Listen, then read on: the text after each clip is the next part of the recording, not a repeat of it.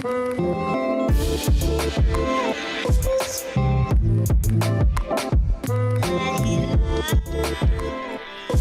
this is Sanyam Bhutani, and you're listening to Chai Time Data Science, a podcast for data science enthusiasts where I interview practitioners, researchers, and Kagglers about their journey, experience, and talk all things about data science.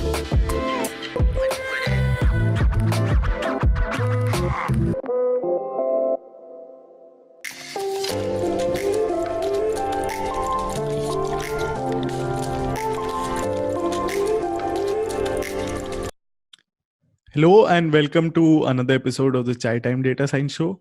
In this episode, I'm excited to be interviewing Dr. Olivier Kaggle Grand Master and Senior Data Scientist at H2O.ai.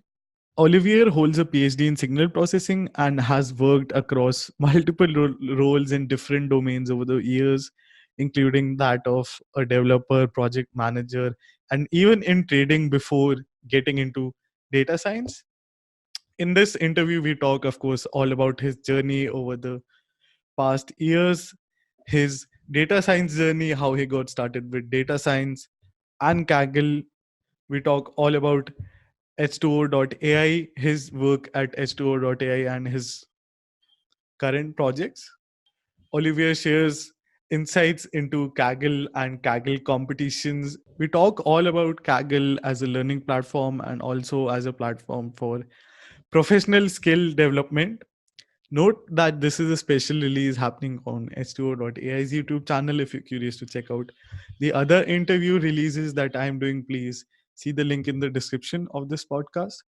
And second note to the listener, if you are a non-native English speaker, as a reminder, all of this and the future episode release will have proper fixed English subtitles. So if you're watching it on YouTube, please remember to enable the subtitles for a better experience, along with a blog post coming out in the next week or in a few days with the video release. So stay tuned if you'd like to read the interview rather than watch it. Without further ado, here's my conversation with Dr. Olivier, double Kaggle Grand Master and Senior Data Scientist at H2O.ai, all about data science, his journey, and Kaggle. Please enjoy the show.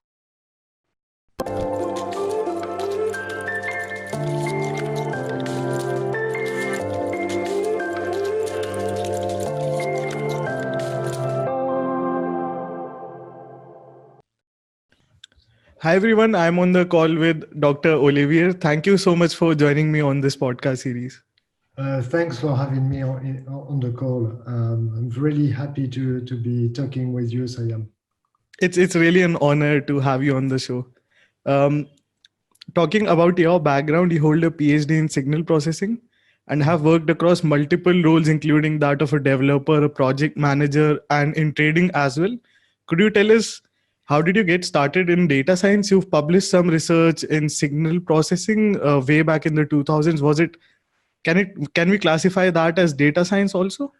No, I think it was really signal processing actually. That was on telecommunications, and yes, there are many things that could be related to data science, but it was really pure mathematics and signal processing at the time. I think we were still trying to find out magic features or data properties, just like we do now on Kaggle. But yeah, that was really just signal processing. Okay. Yeah. So you worked across multiple roles. Could you tell us about the different industries you worked across and contributed to? I'm trying to connect the dots of how you got into data science. Oh yeah, that's very difficult. I don't even remember how I got trapped into data science and machine learning.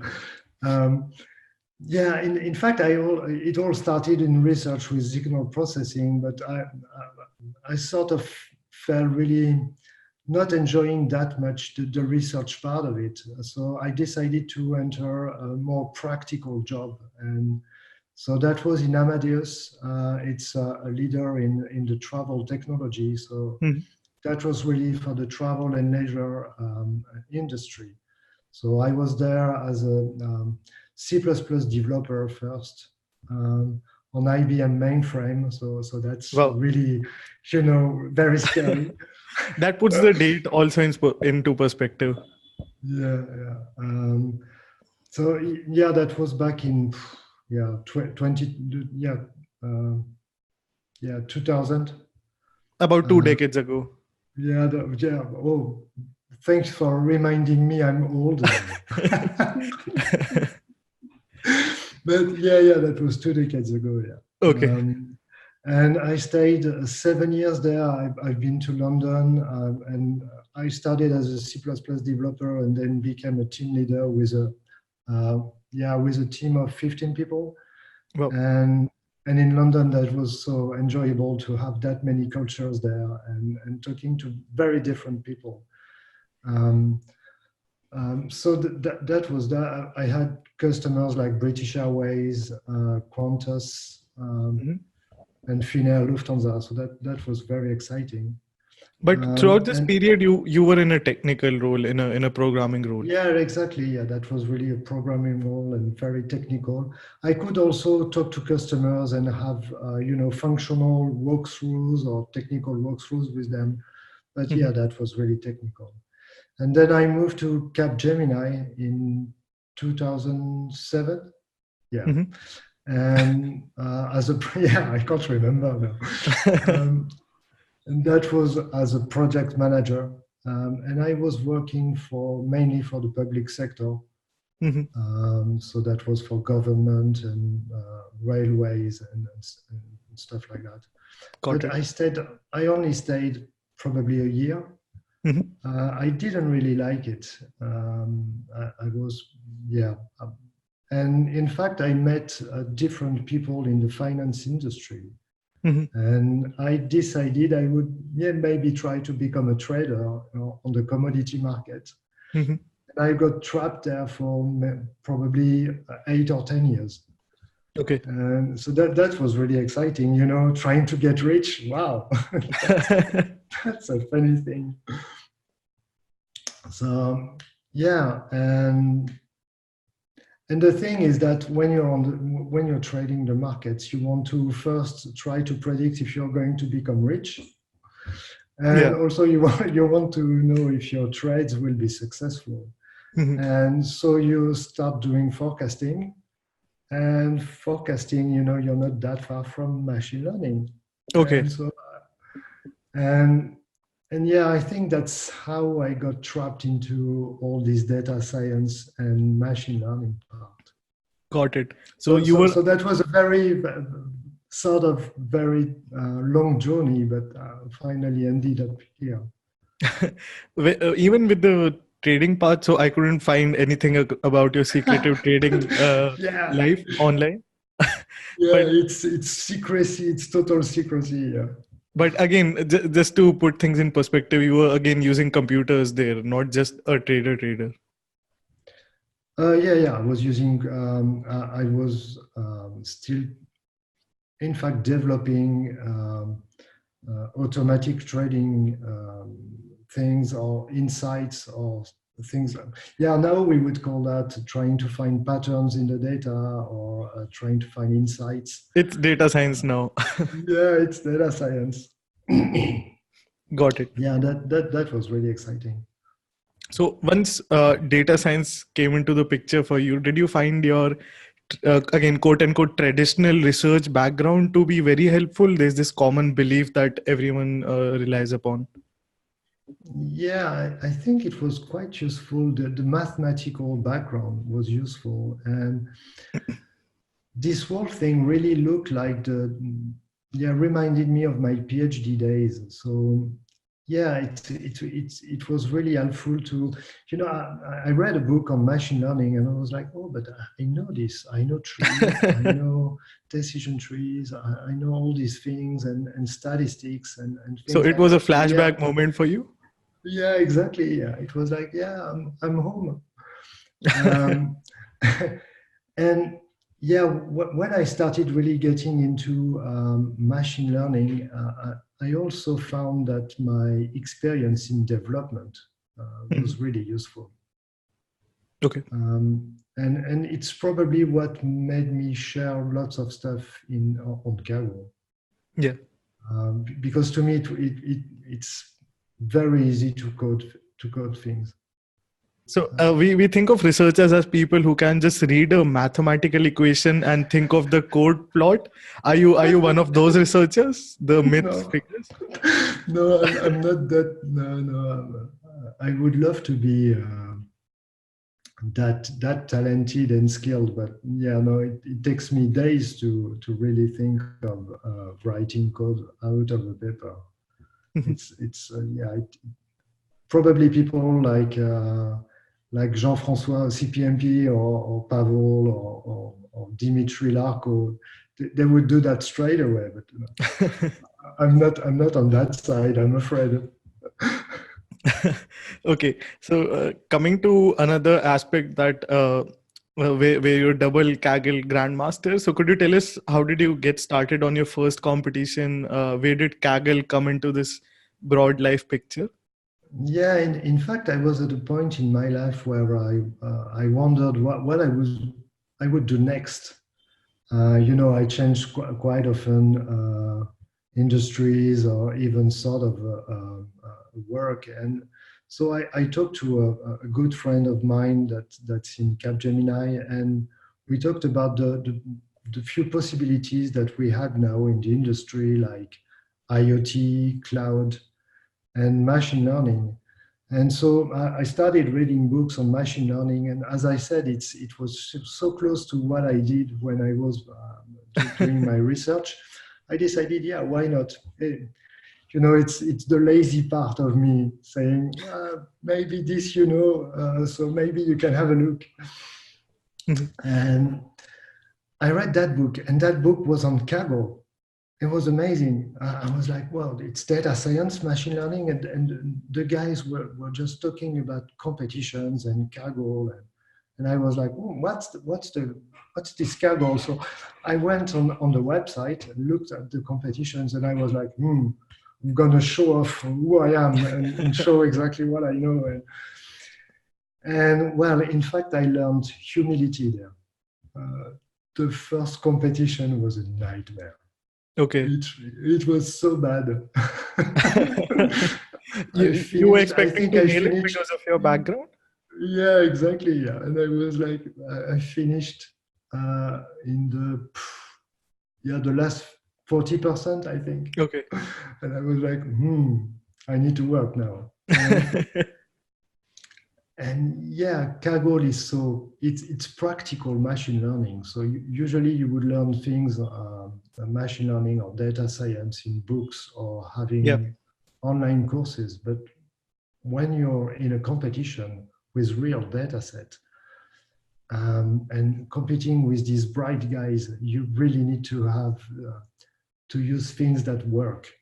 So Yeah. it's really practical. It's not only having ideas on things and trying to plot plans and stuff, but it's really, okay, I need to get it. I need to really understand the problem, With a understand the solid deadline features. as well. Yeah, exactly. Yeah. And this deadline that approaches every day, and you're like, oh, really, I'm behind. I need to do something about it. And the leaderboard is also constantly getting updated meanwhile. Well, actually, yeah, that's another point. You learn not to be too much attracted by the leaderboard Yeah. because, yeah, quite often now you have big shakeups in private leaderboard, and so you have to learn as well to create models that generalize and will do well on private, Yeah, and that's really difficult. definitely. We'll Yeah. talk more about the battle stories, but I want to sort of linger on to these topics. Two topics you mentioned is learning machine learning and learning on Kaggle. So, could you tell us about how you, before joining Kaggle, learned machine learning, so to speak? Was it just using books or online courses or mixture of both?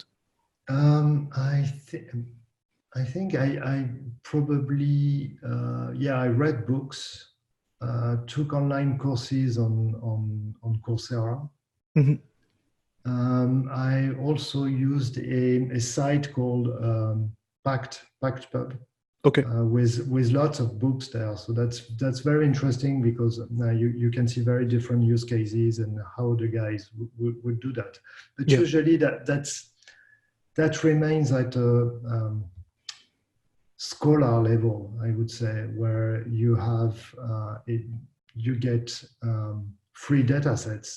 Mhm. And usually this would go around iris data set or alcohol or I don't know Yeah. what. And you're like, yeah, guys, okay, now I want to have a real big data set and see what we can do with that. And Mhm. yeah, quite often it's not available in books or Mhm. in courses. You really have to go to Kaggle or on other competition sites to have real data and Yeah. really measure the point at which you still need to learn things or and really rank yourself and see where you are, where you Right. stand. So what I'm trying to ask as a question here is, do you think a person should really spend time on reading these books or just jump onto Kaggle because there's a complete another learning experience once you start competing? Yeah, I think you really need to do both. In fact, you still need to keep up with uh, new things.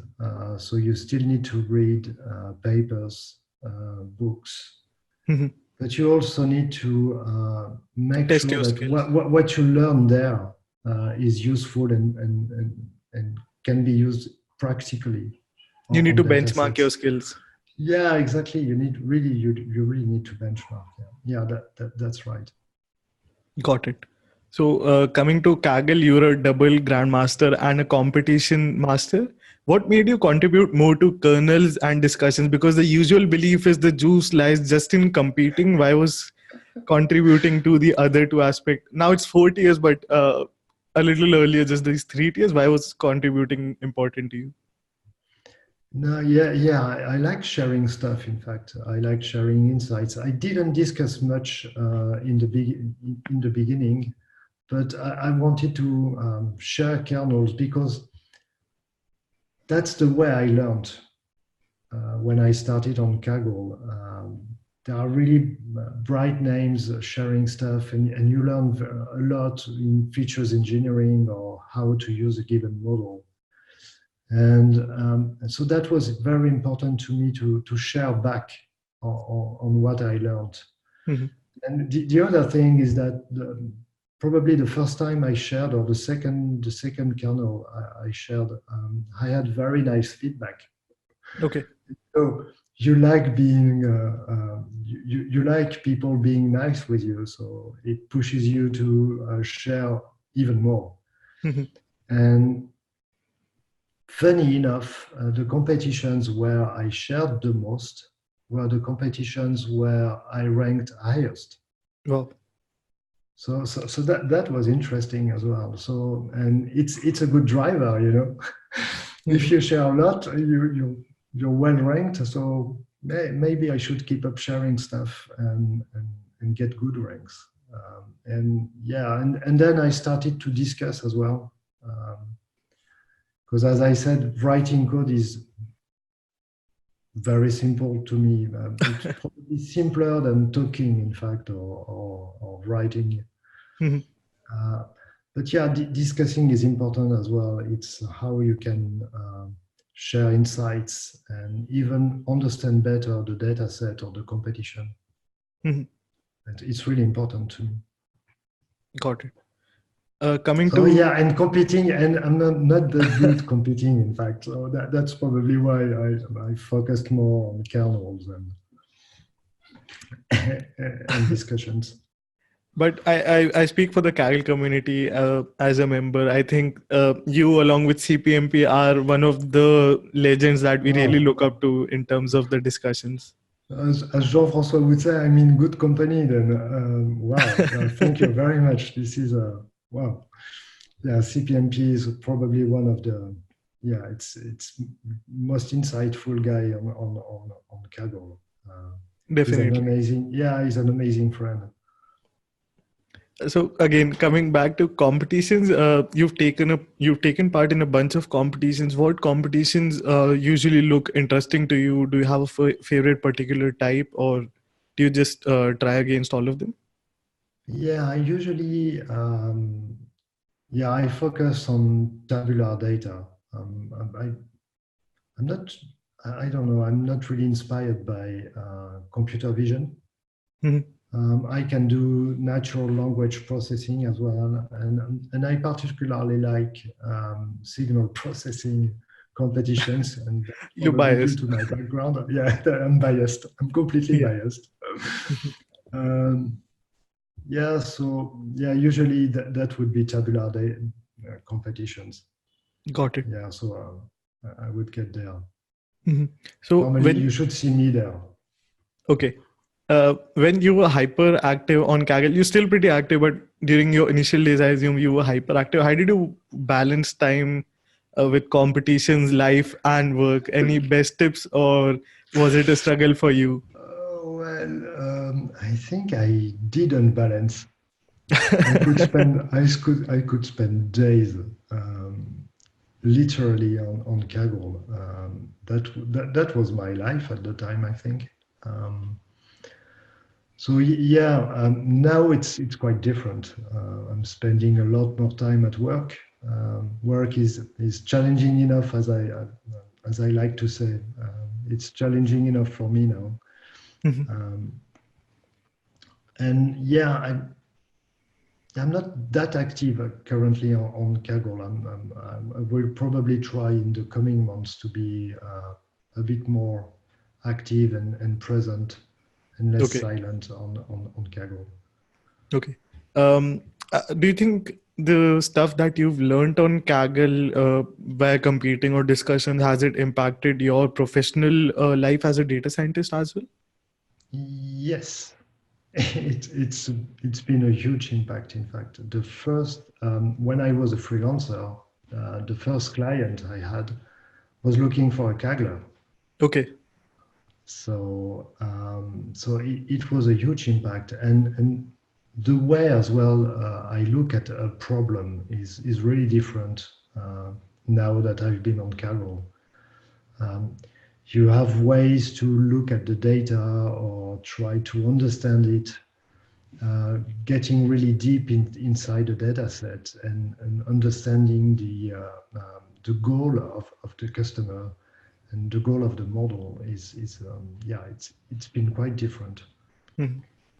And my customers used to say, well, it's funny, Olivier, because when you're looking at a problem or making models, you don't like having very high scoring models, Yeah.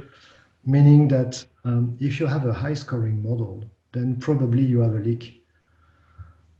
So I could spend hours or days with a customer trying to investigate why we would score that high on a model and on a Interesting. particular problem. And quite often we would in fact find a post-processing or post-production thing that you do and Mhm. that gives in fact something on the ground truth. Okay. Because you would treat, for example, you would treat a cell differently if it's a high cell or a low one. Mhm. And so sometimes these are leaks that you don't really find straight away, but just looking at the feature importance and the high scoring model, you can say, there's something fishy. And so, the Kaggle really changed my way of thinking. Okay. Um, so you've also competed in both solo and teams. Could you tell us more about your teaming up strategy? Did you find teaming up helpful, and your suggestions for teaming up on Kaggle? Yeah, teaming. I wouldn't be able to tell you teaming up is not helpful because the actual gold medal I have was within a team, so Okay. it's helpful. I don't have a strategy, in fact, for teaming up. I Mhm. think the strategy is having fun. Okay. So usually I choose people I like, and I go along with very well. And sharing insights is simple, and people being very accessible, and you know that's really the strategy. And it's funny because usually when I team up, I end up doing either stacking or preparing data sets to ease the work of others. So Okay. that's quite funny, in fact, because when I'm teaming up with grandmasters, I'm like, oh wow, the guys, they are good, they're amazing, and they're probably a lot better than I am, and so I'm sharing. I like to ease the work and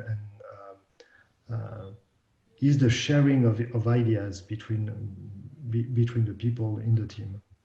Got it. So, talking about teaming up with grandmasters, you're currently teaming up with Kaggle Grand Masters at Oh H2O. yes, Could you tell yeah, us yeah. could you tell us more about your role at H2O? What problems are you teaming up with and what challenges are you contributing to? Oh, the biggest challenge is um, to look bright enough to work with these guys. No, I'm kidding. Yeah, it's amazing working at H2O with that many grandmasters, and that's probably one of the reasons why I joined. In fact, um, obviously the real reason is probably Shri, the CEO of H2O, he's a visionaire, as you would say in French, Mhm. um, and it's so insightful to talk to him. But yeah, and the atmosphere is great. And yeah, so there are many challenges I work on, particularly model management and drift detection on features. Mhm. Um, I work as well a bit of signal processing and doing, you know, Yeah, that's my you have bias. to. What can I do? You have to. What can I do about it? That's me. Um, And I'm trying as well to share stuff and act as an enabler inside of H2O. Got it. So yeah, but So it's fascinating working with these guys. I can only comment a little bit on that. I'm Yeah, totally into we are makers. yeah. So coming back to Kaggle, or even broadly speaking, could you maybe tell us your first go-to steps, so to speak, when working on a problem or a Kaggle competition, for example? Well, in fact it has changed. I think in the early days I would just take the data set and try to uh, fit a first model and look at how it would perform on the leaderboard Okay. and see the difference between CV and cross validation and the public leaderboard. And then I would be like, there's something fishy or not. And I would look at feature importance, feature drift. And then I would start really thinking about the problem. Mhm. So trying to understand the competition goal and reading really thoroughly what the organizer would share. Um, and then yeah, get deeper into the features, understand them, try to some feature engineering, and then I would uh, yeah, fit different models. Um, so neural nets, Mhm. like GBM, XGBoost for sure, CatBoost, Yeah. linear models, and all sort of stuff. And right at the end of the competition, I would just try to stack all of these to get a better score. And yeah, that's probably uh, what I was doing. Now I'm more focused on EDA first, Got it. looking at the data, the features, how they interact together, and the correlation with the target. Mhm. And I'm less interested in the public leaderboard now. Okay. I'm still interested in looking at the difference between the cross validation score and the public leaderboard, because Mhm. that tells you something about what will happen on private. Yeah. But yeah, I'm really trying to focus on finding a good validation strategy, Mhm. and then yeah, try to do many different things. Got it. Could you tell us more about how do you come up with the best validation strategies? Because I remember I was competing in the Microsoft malware competition, and you were one of the few people who didn't face the so-called shake-up. I had a really bad experience with that competition. Which one was that? It was the malware. I think so. Malware. I died on the private leaderboard. I totally Okay. died. I would have I had a think I worse. think I dropped I think I dropped a thousand places. I think it was worse for And me. I but I misremembered then. oh no, but that's okay. This one was really hard. But I played a lot. I remember talking with Jean-François CPMP on that competition, and I told him, I'm sure I'm overfitting it. And he was like, "But how can you say that?" And well, I proved I was completely overfit. Um, I'm sorry, I think I must have confused CPMP and you in that case. Either Oh of yeah, but the CPMP is a killer really he can resist any shakeup. because I you think two there are are the only same a way. few. Yeah, there are only a few people like that. I think Jiba does that as well, and Dmitry Larko is just amazing as well on that. These guys, I don't know, don't know what they do. I should. We should organize a session with these guys to learn a lot more on what they do to resist shakeup. I But have to yeah, drop a I quick don't plug. have these skills. Yeah, I don't have these skills yet. I have to drop a quick plug because they both of them will be on the Chai Time Data Science show soon. So please subscribe if you haven't. Oh yeah, cool. That's really cool. But I'm sorry I misremembered. So generally speaking, any best validation advice that you might have? Yeah, I think the only one I managed to resist was Porto Seguro. And even on this one, it was quite difficult to manage to get to stay good on the private leaderboard. I think that the first thing is really trust your CV, and public leaderboard is just informative. Hmm. And the second thing is really understanding how private and public leaderboard have been split. So for IID competitions, usually it's simple. It's just random. So for IID, I would go for CV only. And time series, it's really you need to split over time and make sure that you don't overfit using that. If you don't, then you'll die on private leaderboard for Yeah. sure. Um, yeah, but I still have to work on that actually. Got it. And So coming to another question that and I'm sure most of the Kaggle community most of the time faces is how do you come up with new ideas when you're working on the competition? How do you continue improving your score after you run out of ideas, for example?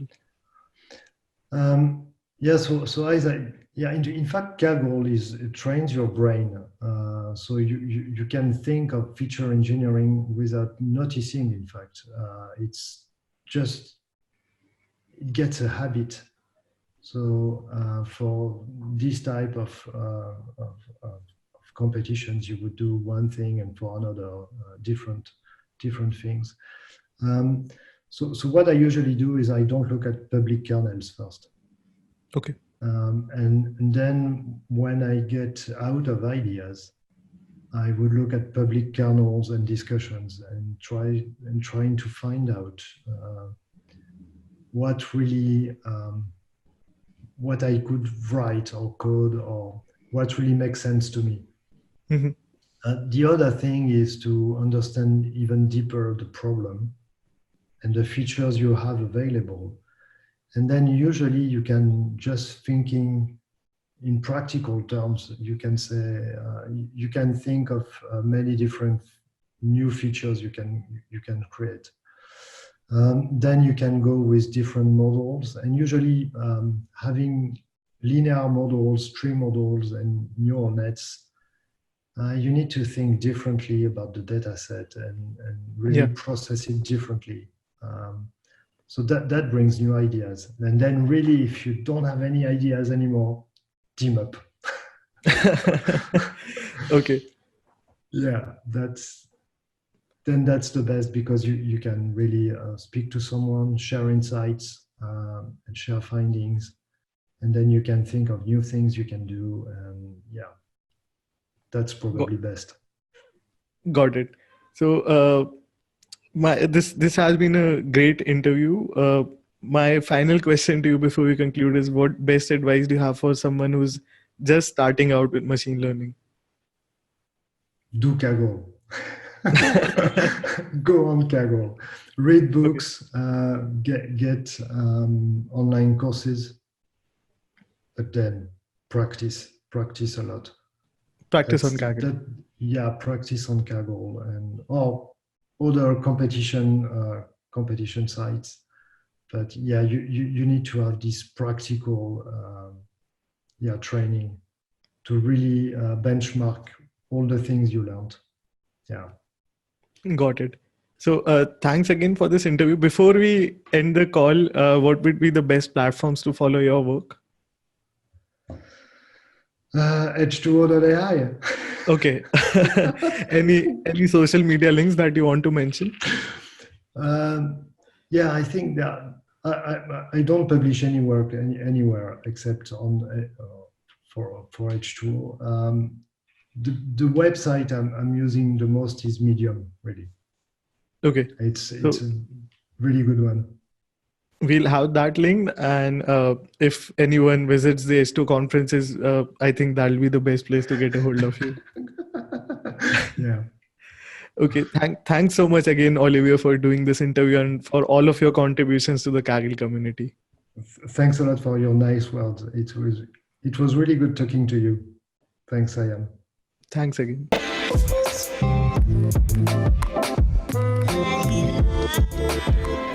Thank you so much for listening to this episode. If you enjoyed the show, please be sure to give it a review or feel free to shoot me a message. You can find all of the social media links in the description.